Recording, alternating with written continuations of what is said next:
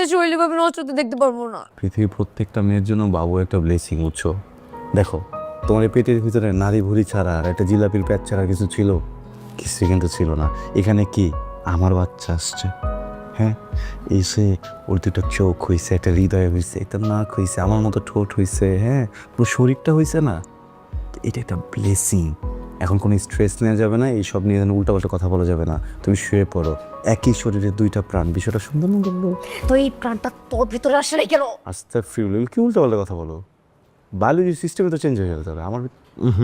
উল্টা দেখো কথা। সিয়াম, আমি একটা কথা বলতেছি, কান খুলে শুনে রাখো। তোমার সাথে আমার ডিভোর্সের প্রসেসিং চলতেছে। বাপ মা ছাড়া এই বাচ্চাকে আমি পৃথিবীতে আনতে চাই না। কেন ডিভোর্স দিলে কি মরে যাবো তুমি, নাকি আমি মরবো? বাপ মা ছাড়া আর কি আছে? বাচ্চা তো বাপ মার সাথেই থাকবে, কখনো তোমার সাথে থাকবে, কখনো আমার সাথে থাকবে। আচ্ছা ঠিক আছে, বুঝছি তোমার প্রবলেম, তো তোমার রাখতে হবে না, আমি বাচ্চাকে দেখে রাখবো, ওকে? কে কার কাছে থাকবে নাকি থাকবে না সেটা পরে দেখা যাবে, কিন্তু কালকে সকালের মধ্যে যদি আমার এই পেট ঠিক না হয় তাহলে কিন্তু আমি একদম পিকে নিব। পেট তো এটা আর ঠিক হবে না, এখান থেকে শুধু বাচ্চা বড়ই হবে। কি নিয়ে বড় হবি না বাবা? হিসু করতো